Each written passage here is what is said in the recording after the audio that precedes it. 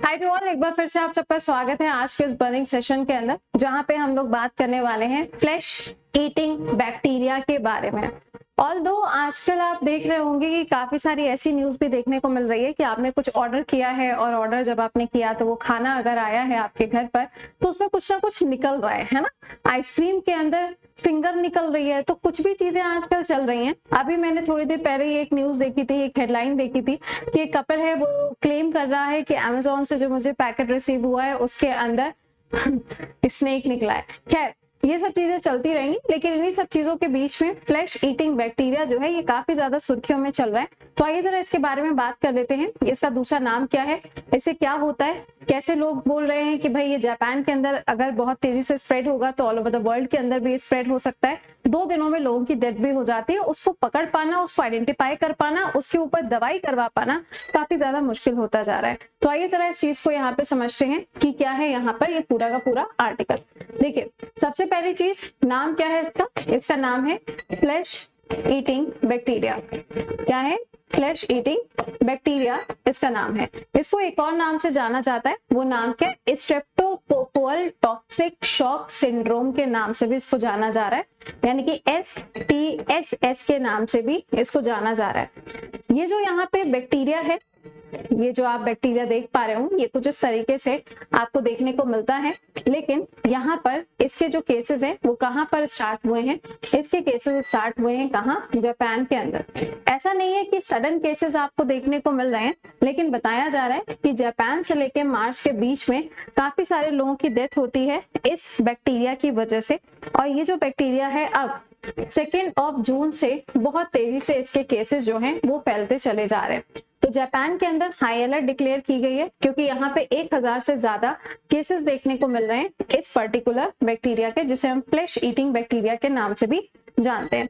अगर आप यहाँ पे देखो 2 जून तक टोटल कितने केसेस, 1000 के आसपास जो नंबर ऑफ केसेस हैं वो पहुंच चुके हैं, जिसमें कुछ केसेस ऐसे हैं जो काफी ज्यादा सीरियस कंडीशन पे भी पहुंच गए। आइए अब और जानते हैं इसके बारे में। सबसे पहला पॉइंट यहाँ पर ये है कि ये जो बैक्टीरिया है, ये बैक्टीरिया कैसे स्प्रेड हो रहा है। तो यहाँ पर आप देखेंगे इसके बारे में जो जानकारी है, वो जानकारी यहाँ पर ये बताती है कि ये जो पर्टिकुलर STSS है, ये एक रेयर टाइप का बैक्टीरिया है। इसके अलग अलग आपको ग्रुप देखने को मिलते हैं। बैक्टीरिया में ग्रुप A है, जिसकी वजह से क्या हो रहा है, ये सिंड्रोम आपको देखने को मिल रहा है, या फिर ये बैक्टीरिया आपको देखने को मिल रहा है। Centre for the disease control and prevention के द्वारा ये भी बताया गया है कि इसके जो केसेस हैं, इसमें आप देखेंगे तो अगर सपोज करिए कि कोई भी व्यक्ति है जिसकी बॉडी के अंदर आपको ये बैक्टीरिया देखने को मिल रहा है, क्योंकि कुछ बैक्टीरिया ऐसे होते हैं जिसे हम गुड बैक्टीरिया कहते हैं, कुछ बैक्टीरिया ऐसे होते हैं जो कि बैड बैक्टीरिया होते हैं। तो अगर ये बैक्टीरिया किसी की बॉडी के अंदर है या किसी की बॉडी के अंदर चला गया, तो सबसे पहले तो भाई देखो उसको बुखार आएगा, उसके बाद में उसको वॉमिटिंग वगैरह स्टार्ट होगी, हेडेक स्टार्ट होगा, और धीरे धीरे करके ये जो बैक्टीरिया है, ये जो आपको बैक्टीरिया देखने को मिल रहा है, ये क्या करता है, एक टॉक्सिक, आप टॉक्सिक समझते हो, मतलब जहरीले टाइप का एक पदार्थ होता है। एक छोटा सा, आप देखो बैक्टीरिया जो होता है वो छोटा सा ही होता है, ऑब्वियस सी बात है। तो यहाँ क्या होता है, इसके द्वारा एक पदार्थ जो है वो छोड़ा जाता है हमारी बॉडी के अंदर, और वो क्या करता है, रिएक्ट करता है। जब वो हमारी बॉडी के अंदर रिएक्ट करता है तो वो धीरे धीरे करके बहुत ज्यादा पॉइजनस होता चला जाता है और उसके केसेस बढ़ते चले जा रहे हैं। यही कारण है यहाँ पर कि इसको डिटेक्ट कर पाना काफी ज्यादा मुश्किल हो रहा है, क्योंकि ये हमारी बॉडी के अंदर बहुत तेजी से फैलता है।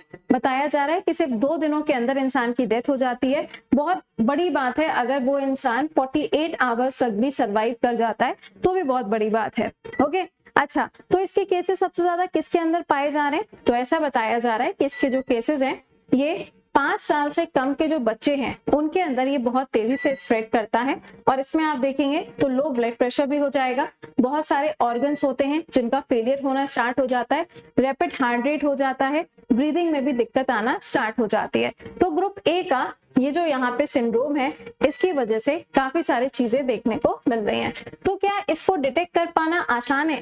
एक्चुअल में इसके लिए डिटेक्शन में अभी कुछ भी ऐसा पता ही नहीं है कि इसको हम कैसे डिटेक्ट कर सकते हैं। अभी इसके बारे में कोई भी जानकारी नहीं है। तो क्या इसके लिए कोई वैक्सीन बनी हुई है? नहीं, बिल्कुल भी नहीं।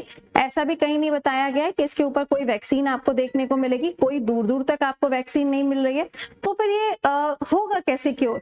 तो क्योर के लिए बताया गया है, यहाँ पे सिंपल सी एक बात बताई गई है कि इसके प्रिवेंशन के लिए आपको हाइजीन रखना बहुत जरूरी है। जैसे कि कोविड के समय पर हुआ था, खाना खाने से पहले हैंड वॉश हो रहा था, कुछ सामान छुआ है तो हैंड वॉश हो रहा है, तो हाइजीन को मेंटेन करना सबसे ज्यादा जरूरी है इसके केस में।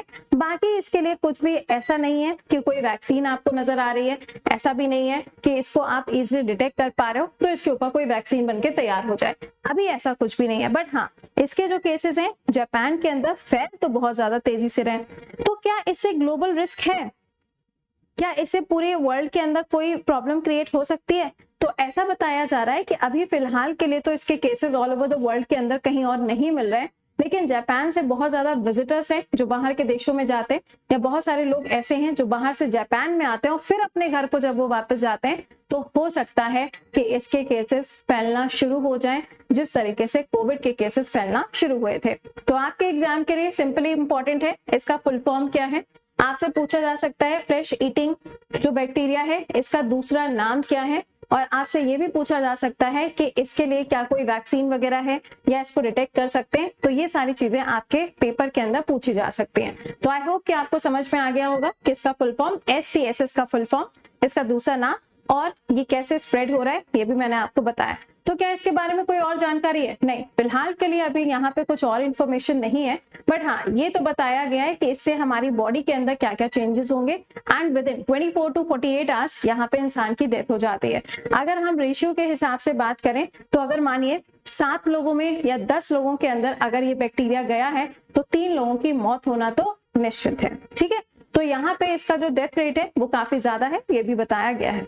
चलिए, तो आई होप कि आपको ये समझ में आ गया होगा कि ये क्यों सुर्खियों में चल रहा है, जापान के अंदर ये फैला है। लेकिन आप मुझे ये बताइए, जापान के अंदर मर्क्यूरी की वजह से भी एक बीमारी फैली थी, उसका नाम क्या था? कमेंट बॉक्स के अंदर मेंशन करके बताइएगा। चलिए, तो फिर मुलाकात करते हैं आपसे कल सुबह 7 बजे। टिल देन खुश रहिए, मुस्कुराते रहिए। Bye bye and take care to all.